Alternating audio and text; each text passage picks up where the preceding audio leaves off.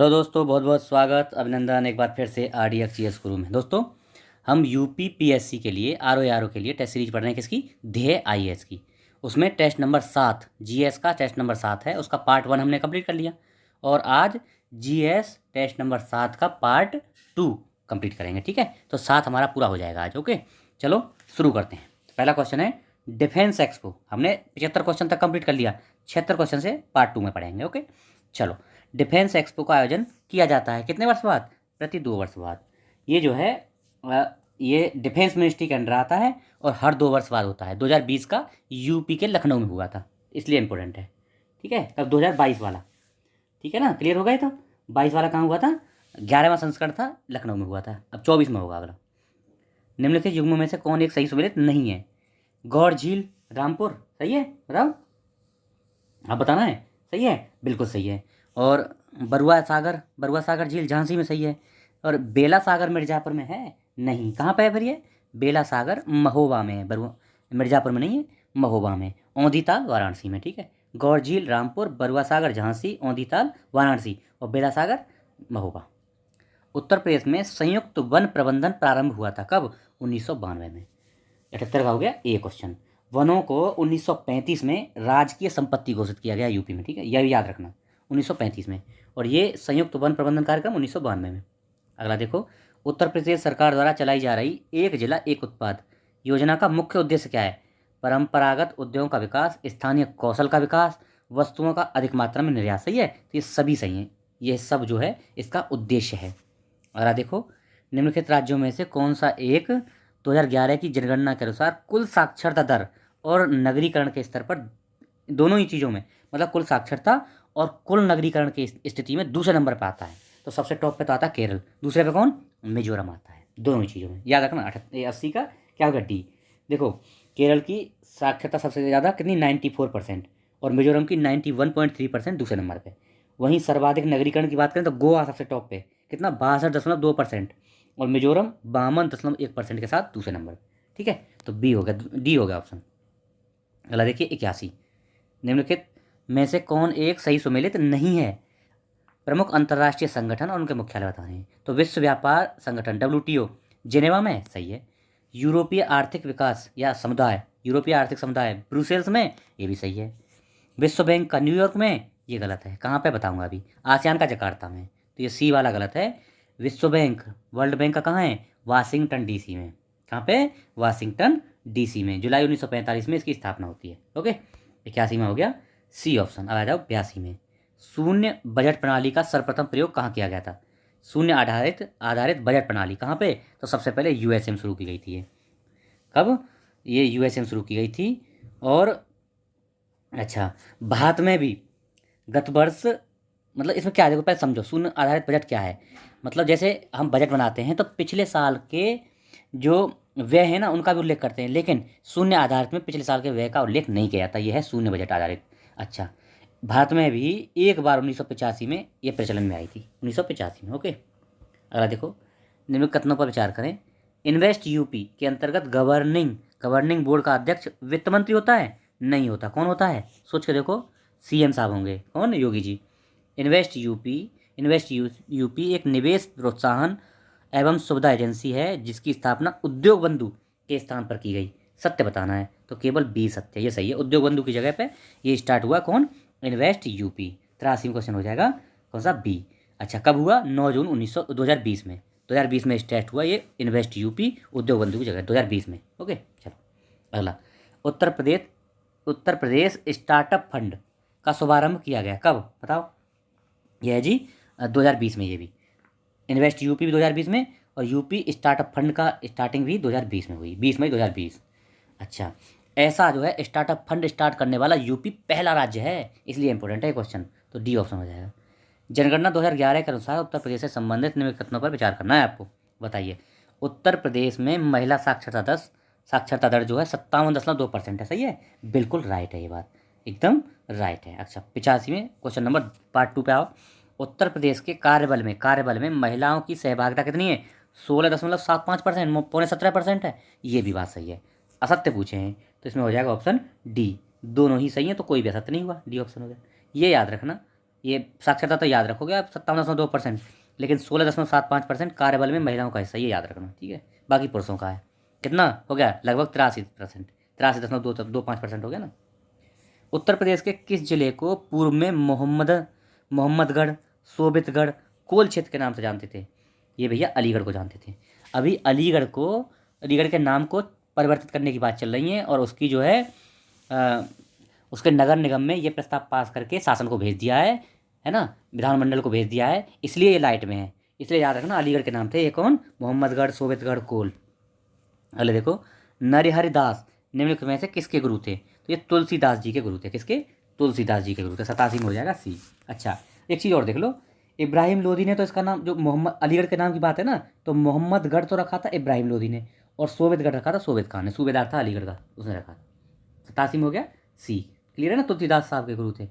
अगला देखो, funding to the unfunded, funding to the unfunded निम्नलिखित में से किस एक योजना का लक्ष्य है? तो ये भैया प्रधानमंत्री मुद्रा योजना। कौन सा हो गया? C option. 8 अप्रैल 2015 में स्टार्ट की गई मुद्रा योजना। ये धनहीन को धन देने के लिए, यानी फंडिंग टू द अनफंडेड इसका लक्ष्य है। कौन सा हो गया? 88। 89 में आओ, किस्सा राधा कन्हैया का, किस्सा राधा कन्हैया के लेखक कौन है? अब आप समझ नहीं पाओगे। ये लखनऊ के नवाब थे। कौन? नवाब वाजिद अली शाह। इन्होंने लिखा है किस्सा राधा कन्हैया का। इंपॉर्टेंट है, ठीक है जी। ये हो गया सी ऑप्शन, मोस्ट इंपॉर्टेंट है। कथन कारण क्वेश्चन आया अगला, क्या है जी? उद्देश्य का संविधान का अभिन्न अंग है। सही है, बिल्कुल राइट है, अभिन्न अंग है, क्योंकि संविधान में उद्देश्य का वही स्थान है जो अन्य उपबंधों का है।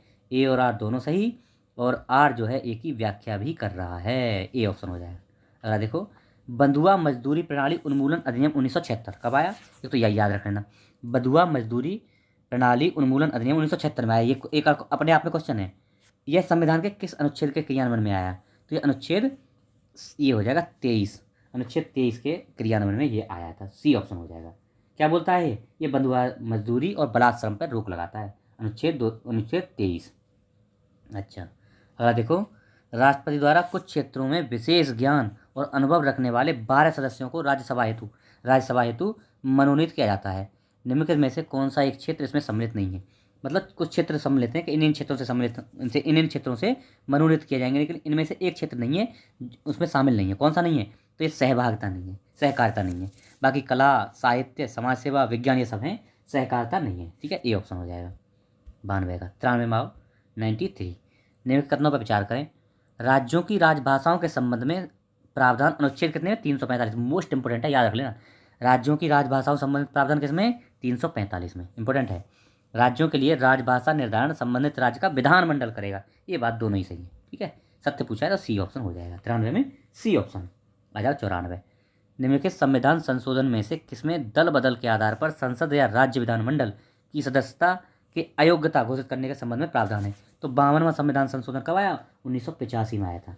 उसी में दल बदल के आधार पर अयोग्य घोषित करने का प्रावधान है। अब आगे हमारे किसके? सी सेट के क्वेश्चन, मैथ रीजनिंग जो आती है ना, अच्छा न्यूमेरिकल्स जो बोलते हैं आगे। तो ये अनुक्रम को आपको पूरा करना है।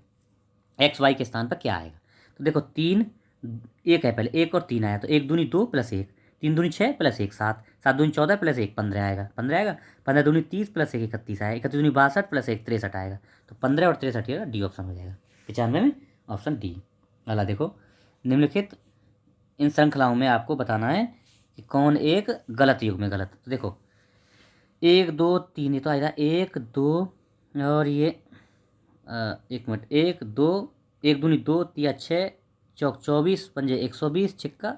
देखो 1 2 6 7 8 9 10 11 तो आ रहा है। तो देख रहे हो 1 दूनी 2 3 6 चौक 24 पंजे 120 छिक्का 720 होते हैं, 620 नहीं 720। तो ये सी वाला गलत है, इसमें सी गलत है, 720 आना चाहिए, ठीक है। 96 हो जाएगा सी। अगला देखो, अच्छा ए बी से 5 वर्ष छोटा है, तो ए जो है 5 वर्ष छोटा है बी से, और बी की आयु सी की 3 गुनी है, यदि सी की आयु 4 वर्ष। अच्छा ये देखो, ये देखो यहाँ शुरू करते हैं सवाल को। सी की आयु 4 वर्ष पूर्व 10 वर्ष थी, तो 4 वर्ष पहले 10 वर्ष थी, तो अब कितनी होगी? अब 14 वर्ष हो गई सी की आयु। अच्छा अब देखो, बी की आयु सी की आयु की 3 गुनी है, तो बी की आयु कितनी होगी? 14 थी 42 हो गई अभी, अभी 3 गुनी तो 42 हो गई बी की आयु, बी की। अच्छा जी, उसके बाद आओ, ए बी से 5 वर्ष छोटा है। ए कितना हो गया? 5 वर्ष छोटा है बी से, तो बी 42 है, तो ये हो गया 37, ये हो गया 37 का। अब क्या पूछा है? ए की आयु 6 वर्ष बाद कितनी होगी? तो अभी तो 37 का है, तो 6 वर्ष बाद 43 का हो जाएगा। कहाँ है ऑप्शन? ऑप्शन बी आ जाएगा 43 का। कौन सा? Option B. ठीक है, समझ में आ गया? देख लेना एक बार करना। ओके, अब देखो इसको एक बार मिटा देता हूँ। चलो, अच्छा देखो इसको, DLOC और ये आ गया CLI, ECI और TOH, और इस क्या आएगा देखो, थोड़ा एक पकड़ना है, इसको उल्टा करना जरा, इसको इधर से करना, COLD, कोल्ड हो गया, कोल्ड। COLD इधर से राइट साइड से पढ़ो, और ये इधर से राइट साइड से पढ़ना, ICE, आइस हो जाएगा। मतलब कोल्ड क्या होती है? आइस होती है। अब इसको राइट साइड पढ़ना, HOT, हॉट। हॉट क्या होता है? टी होती है, हॉट। टी की स्पेलिंग है ये, तो TEA, यही है ना? राइट साइड पढ़नी है, TEA, सी ऑप्शन हो जाएगा। देखो कैसे घुमाया है ना, ऐसे घुमाते हैं। लॉजिक लगाना है, हर तरह का लॉजिक लगाना है।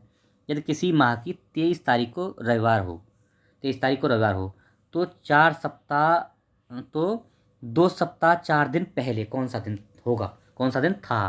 पहले की बात हो रही है। अच्छा, तो आज 23 तारीख को हो गया भैया क्या? रविवार। तो 2 सप्ताह, 2 सप्ताह क्या हो गया? मतलब 14 दिन, और 4 दिन पहले यानी 18 दिन पहले कौन सा होगा? तो 14। अब देखना, घटाना पीछे, पीछे की तरफ ले चलो इसमें, है ना? न्याय में पीछे की तरफ चलना है इसमें, तो बार थोड़ा घुमाया है। तो देखो 2 सप्ताह पहले सेम तारीख आ जाएगी। देखो 2 सप्ताह पहले सेम दिन होता है ना, हर सप्ताह सेम दिन हो जाता है। तो रविवार हो जाएगा कब? 2 सप्ताह पहले, यानी 14 दिन पहले तो हो गया क्या? रविवार। अब हमें जाना 18 दिन पहले, 4 दिन पहले बोला, 14, 2 सप्ताह से 4 दिन पहले, तो 18 दिन पहले, 14 + 4 18 हो गया। तो 18 दिन पहले जाना, 14 दिन पहले तो हो गया रविवार। अब देखना 13 दिन, फिर 15 दिन पहले क्या हुआ? पीछे चलो एक बार, शनिवार, पीछे चलना है उल्टा। फिर हो गया 16 दिन पहले क्या था?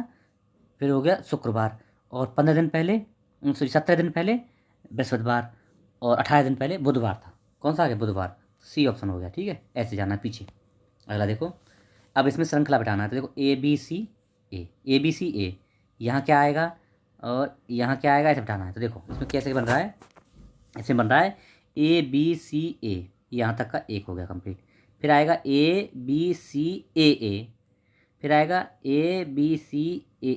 देखो ये आएगा इसमें, एक इसको मिटा ही देता हूँ पहले, इसको हटा के, तब बढ़ेंगे हम इसमें।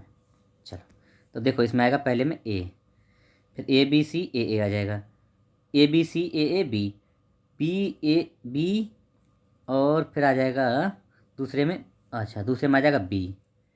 देखो ABCAA और BCAA और BBCCAA और BBCCA, ये आएगा, सी ऑप्शन आएगा। ठीक है, सी ऑप्शन आएगा। ठीक है, थोड़ा सा देख लेना, इसको करके देखना। 99 में सी ऑप्शन आएगा, है ना? सॉरी 100 में सी ऑप्शन आएगा। क्या है? ABC। देखो ABC यहाँ तक होगा, ABC, फिर ABC, यहाँ आएगा AABC। समझ नहीं आ रहा होगा, देखो फिर दिखाता हूँ। यहाँ से ABC, उसके बाद AABC, फिर AABBC, है ना? और फिर आएगा AABBCCA, ऐसे आएगा।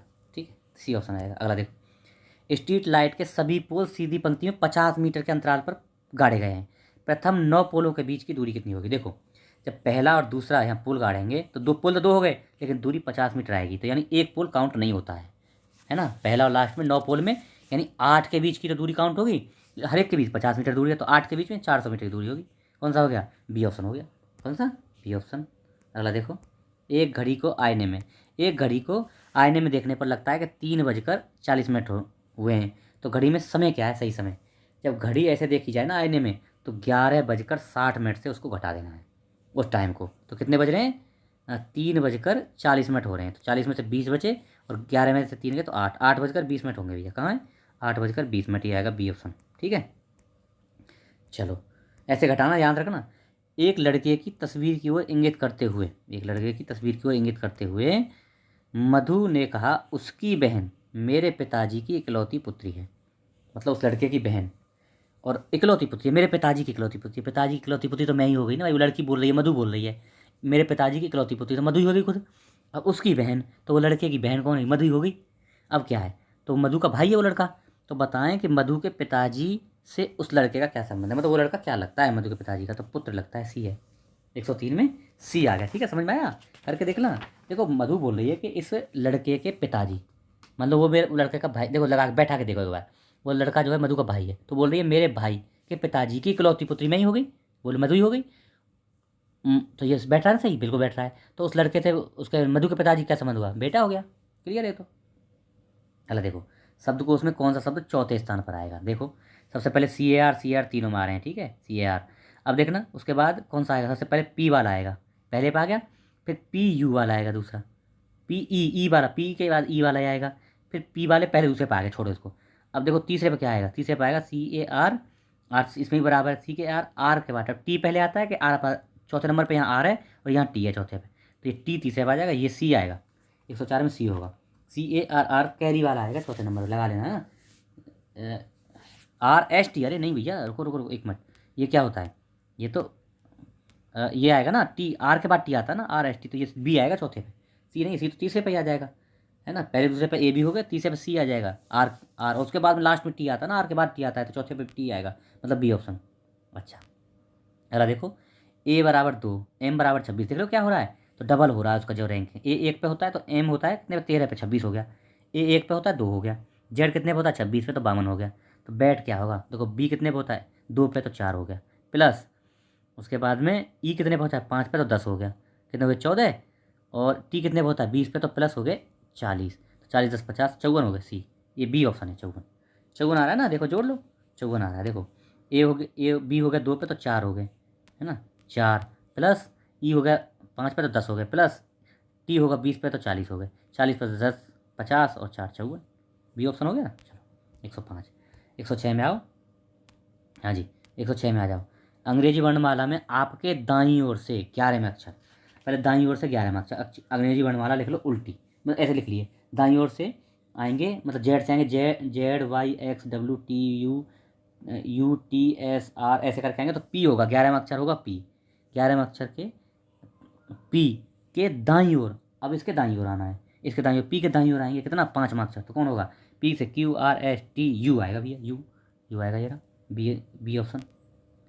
अच्छा, इसको कैसे 10 लिखा जाता है और इसको लिखा जाता है 9, तो इसको क्या लिखा जाएगा, देखो ना एक बार, पहला और तीसरा अक्षर देखना, मल्टीप्लाई करो, 4 और 6 24 हो गए, और ये वाला करो, दूसरा और चौथा करो, 14 हो गए, तो पहले में से कितने हुए 24, और माइनस कर दो दूसरे वाला 14, तो कितना आए 10 आए, ठीक है। अब देखो इसको ऐसे ऐसे बैठ रहा है क्या, पहला तीसरा 21 हो गया, 7 21, और दूसरा और चौथा कितना हुआ 4 3 12, 21 में से 12 गए तो 9 आ रहा है भाई, तो ऐसे ही करो, इसमें इसमें भी सेम कर दो, पहला और तीसरा मल्टीप्लाई करो, 4 पंजे 20, और दूसरा और चौथा करो 10, 20 माइनस 10 10 आएगा, कौन सा आएगा, ऑप्शन आ जाएगा बी 10, ठीक है, समझ में आया, कर लेना ऐसे ही।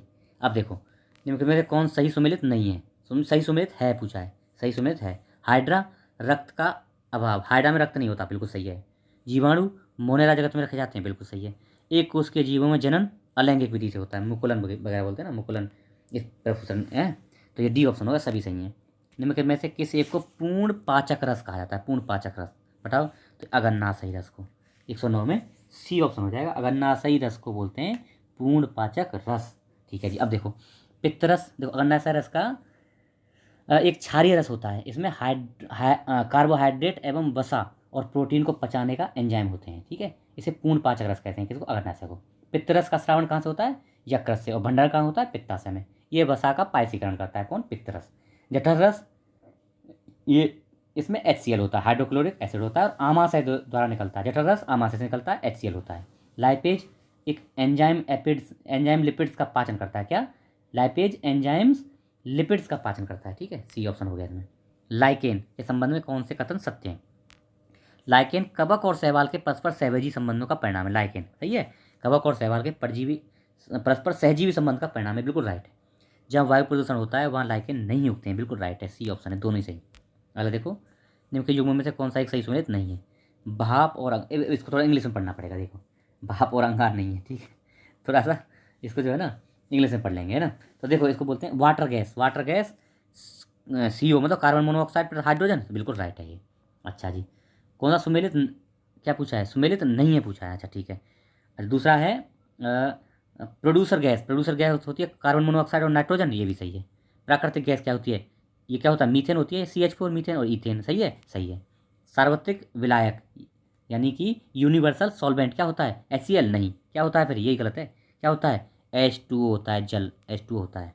सार्वत्रिक विलायक यानी यूनिवर्सल सॉल्वेंट क्या होता है, जल होता है। अगला देखो निम्नलिखित में से कौन सी धातु मुक्त अवस्था में पाई जाती है, तो तांबा कभी भी मुक्त अवस्था में, इंपॉर्टेंट है, मुक्त अवस्था में पाया जाता है, इसे उत्कृष्ट धातु कहा जाता है, उत्कृष्ट धातु, और यह संक्रमण तत्व है, संक्रमण तत्व, मुक्त अवस्था में मिलता है तांबा। अगला देखो, निम्नलिखित में से कौन एक मिश्रण नहीं है? एलपीजी में मिश्रण होता है ब्यूटेन प्रोपेन का, गैसोलीन में मिश्रण है ना, किसका बताओ, पेट्रोल डीजल आदि का होता है। आसुत जल, ये वायु भी मिश्रण है, कई तरह की गैसें होती हैं, लेकिन आसुत जल यानी डिस्टिल वाटर कोई मिश्रण नहीं होता। डी ऑप्शन सही है। महिलाओं में गर्भावस्था बनाए रखने के लिए आवश्यक क्या है बताओ? कार्पल ल्यूटियम, कार्पल ल्यूटियम, देखो इसको थोड़ा समझ लेना। कार्पल ल्यूटियम महिलाओं में गर्भावस्था बनाए रखने के लिए आवश्यक है। क्यों? क्योंकि यह जो महिलाओं में निकलता है ना हार्मोन, क्या बोलते हैं उसको, प्रोजेस्टेरोन, प्रोजेस्टेरोन हार्मोन को ये स्रावित करने में मदद करता है। ये स्रावित करता है किससे? प्रोजेस्टेरोन हार्मोन को स्रावन में मदद करता है कौन? कार्पल ल्यूटियस, इसलिए ये महत्वपूर्ण है गर्भावस्था बनाए रखने में। C option. अगला, हैन एंड चिकन रोग किस में होता है? ये अंगूर में होता है। किसमें? हैन एंड चिकन रोग किस में होता है? अंगूर में होता है। ठीक है, ऑप्शन हो गया डी। चलो 13 में डी हो गया। अगला देखो, सॉरी 15 में डी हो गया ना, हाँ 16 में देखो, ये किसी कमी से होता है हैन एंड चिकन रोग, हैन एंड चिकन रोग होता है अंगूर में होता है बोरोन तत्व की कमी से, बोरोन की कमी से। सूची 100 सूची 2 से मिलाना है। ये फल सब्जी है और ये प्रजाति है। धान सम्राट, धान की किस्म क्या बोलते हैं देखो मिलाना है। धान की किस्म जया होती है, जया 2 हो गया पहले में। अच्छा जी, फिर चना, चना की किस्म क्या है? सम्राट चना की किस्म है। आम, आम की किस्म, आम की क्या है? सिंधु आम की किस्म है, 3 हो गया। और पपीता पूसा, पूसा किस्म पपीता की है। तो 2 1 3 4, 2 1 3 4 है कहीं, ये हो रहा डी ऑप्शन, डी ऑप्शन। ठीक है जी, डी। अगला देखो, मूली में तीखापन किसके कारण होता है? तो कैल्शियम ऑक्जेलेट, सही है। 117 में बताओ बताओ, आप भी कुछ कमेंट बॉक्स में किया करो कुछ नहीं, आइसोसाइनेट की वजह से होता है। ठीक है, मैं कुछ भी बोल दूँ वहाँ कर देना बस, है ना। तो ये हो गया बी ऑप्शन, आइसोसाइनेट की वजह से मूली में तीखापन होता है, आइसोसाइनेट। 17 हो गए। आ जाओ 18 में, 18 में आओ। हाँ जी, निम्नलिखित में से कौन सा एक दलदली फसलों का जैव उर्वरक, दलदली फसलों, दलहनी, सॉरी दलदली दलहनी, दलहनी फसलों का जैव उर्वरक कौन है दलहनी का? तो राइजोबियम है, डी ऑप्शन। 18 में डी ऑप्शन, राइजोबियम दलहनी का। राइजोबियम जीवाणु का एक विशेष प्रकार का व्यवहार करते हैं, डी ऑप्शन। अगला, कृषि विविधीकरण से तात्पर्य क्या है? विभिन्न प्रकार के कृषि यंत्रों का उपयोग, सिंचाई की आधुनिक विधियों का प्रयोग, विविध प्रकार की फसलों को उगाना एवं कृषि सहायक क्रियाओं का विस्तार करना। ये है सी। डी मत मार देना, उपरोक्त मत मार देना सभी। विभिन्न प्रकार की फसलों को उगाना और कृषि की सहायक क्रियाओं का विस्तार करना, यह है कृषि विविधीकरण। अगला, कथन कारण क्वेश्चन है। राष्ट्रीय कृषि आयोग ने भारत को 15 कृषि जलवायु क्षेत्रों में बांटा है, सही है, बिल्कुल सही है। 15 कृषि जलवायु प्रदेशों में विभाजित किया है राष्ट्रीय कृषि आयोग ने, सही है। इसका उद्देश्य कृषि जलवायु नियोजन में क्षेत्र विशेष में उपलब्ध संसाधनों का अनुकूलतम यानी अच्छे से व्यवहार उपयोग करना, सही है। दोनों ही सही है, ए ऑप्शन हो जाएगा। कथन कारण सही है और व्याख्या भी कर रहा है, 120 में ए हो जाएगा। अगर आ जाओ 21 में, करंट अफेयर्स आएगा जुलाई का। जुलाई 2023 में देश भर में पशु चिकित्सा उत्पादों के वैश्विक विनिर्माण केंद्र विकसित करने हेतु किस पोर्टल का शुभारंभ केंद्रीय मत्स्य और पशुपालन डेयरी विकास मंत्रालय ने किया है? तो ये कौन है? नंदी। 121 में हो जाएगा बी, नंदी पोर्टल का। अगला 121, 22 में आ जाओ। जुलाई 2023 में जेम्स फर्गूसन जिम स्केवा को इंटर गवर्नमेंटल पैनल और क्लाइमेट चेंज, आईपीसीसी बोलते हैं ना, का नया अध्यक्ष नियुक्त किया गया है। कौन इनको? जेम्स फर्गूसन जिम स्केवा को। वह किस देश के निवासी हैं? किसके हैं बताओ? तो भैया, अरे आप भी बताया करो भाई, कमेंट बॉक्स में कुछ किया करो। तो ये यूके के, किसके हैं? यूके के निवासी। कौन? यूनाइटेड किंगडम के। 122 में सी हो जाएगा। अगला देखो, जुलाई 2023 में निम्नलिखित में से किसे प्रतिष्ठित लोकमान्य तिलक राष्ट्रीय पुरस्कार जुलाई में किसे मिला है? तो अपने नरेंद्र मोदी साहब, अपने प्रधानमंत्री साहब नरेंद्र मोदी जी को ये सम्मान मिला है। 23 हो गया। 24 में आओ। जुलाई 2023 में स्टार्टअप 20 शिखर सम्मेलन 2023 का आयोजन कहाँ हुआ बताओ? तो ये हुआ है कहाँ पे बताओ? बताया करो आप, हैं कौन सा है? तो ये गुरुग्राम में हुआ, हरियाणा में। स्टार्टअप 20 कहाँ हुआ है? गुरुग्राम में हुआ है आयोजन, गुरुग्राम में, हरियाणा में। 24 हो गया। 25 जुलाई 2023 में प्रधानमंत्री नरेंद्र मोदी द्वारा विश्व का सबसे बड़ा संग्रहालय कहाँ बनाए जाने की घोषणा की गई है? विश्व का सबसे बड़ा संग्रहालय, तो ये भैया कहाँ बनाया जाएगा? ये नई दिल्ली में बनाया जाएगा। 125 में सी हो जाएगा, नई दिल्ली में। विश्व का सबसे बड़ा संग्रहालय बनाया जाएगा नई दिल्ली में, इसकी घोषणा की है। अच्छा, इसका नाम क्या होगा? युगीन भारत राष्ट्रीय संग्रहालय। युगे युगीन भारत राष्ट्रीय संग्रहालय इसका नाम होगा। जुलाई 2023 में निम्नलिखित देशों में से कौन सा एक ट्रांस पैसिफिक पार्टनरशिप के लिए व्यापक तौर पर प्रगतिशील समझौता CPTPP में शामिल होने वाला यूरोप का पहला देश बन गया है? तो यूके बन गया है। CPTPP में शामिल होने वाला यूरोप का पहला देश कौन बन गया है? यूके बन गया है। कौन? 26 में हो गया। 126 में ए। आ जाओ 27, केंद्र सरकार द्वारा जुलाई 2023 में निम्नलिखित में से किसे अंतर्राष्ट्रीय वित्तीय सेवा केंद्रीय प्राधिकरण IFSCA का नया अध्यक्ष चुना गया है। मोस्ट इंपॉर्टेंट है। तो ये कौन किसको, के राजारामन को चुना गया है। 127 में हो गया सी ऑप्शन। IFSCA है ना, इसका अध्यक्ष चुना गया है। चलो अगला देखो 28 जुलाई 2023 में निम्नलिखित में से किस तिथि को अंतर्राष्ट्रीय बाघ दिवस कब मनाया जाता है? तो भैया 29 जुलाई को मनाया जाता है। 29 जुलाई को मनाया गया बाघ दिवस, अंतर्राष्ट्रीय बाघ दिवस। ओके, सी ऑप्शन हो गया। अगला जुलाई 2023 में निम्नलिखित अरब देशों में से कौन मनी लॉन्ड्रिंग पर एशिया प्रशांत समूह में पर्यवेक्षक का दर्जा प्राप्त करने वाला पहला अरब देश बन गया है? तो ये कौन बना है? UAE बना है। कब मिलती है ये दर्जा? भाई ये वित्तीय अपराध से लड़ने और महत्वपूर्ण योगदान देने के लिए पर्यवेक्षक दर्जा दिया जाता है। तो जो UAE को मिल गया है। अगला देखो जुलाई 2023 में निम्नलिखित में से कौन सा देश संघाई सहयोग संगठन SCO का स्थायी सदस्य बन गया है? तो ये ईरान बन गया है।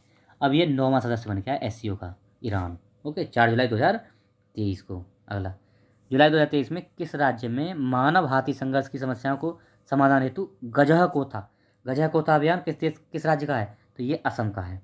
मानव हाथी संघर्ष को रोकने के लिए असम ने चलाया है गजह कोथा अभियान। अगला देखिए जुलाई 2023 में इंडिया पोस्ट एवं किस देश के पोस्ट के मध्य अंतर्राष्ट्रीय ट्रैक्ड पैकेट सेवा किसके साथ? तो कनाडा के साथ हुई है। 32 में हो गया कौन सा? C option.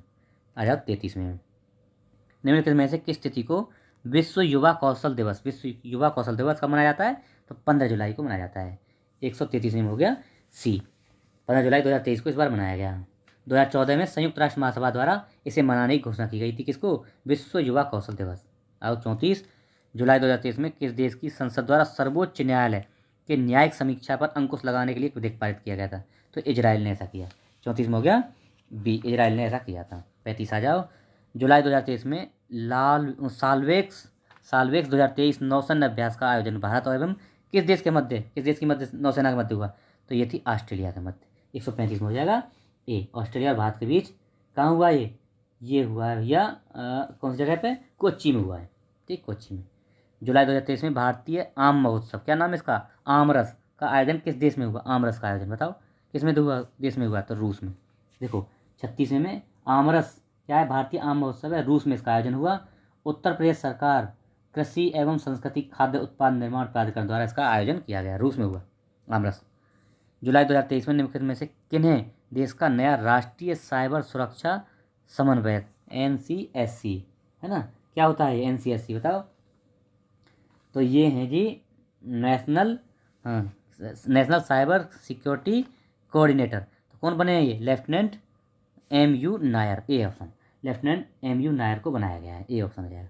37 हो गया। 38 में आ जाओ। चलो हाँ, निम्नलिखित कथनों पर विचार करें। 2023 में क्यू डांगू संयुक्त राष्ट्र खाद्य एवं कृषि संगठन कौन?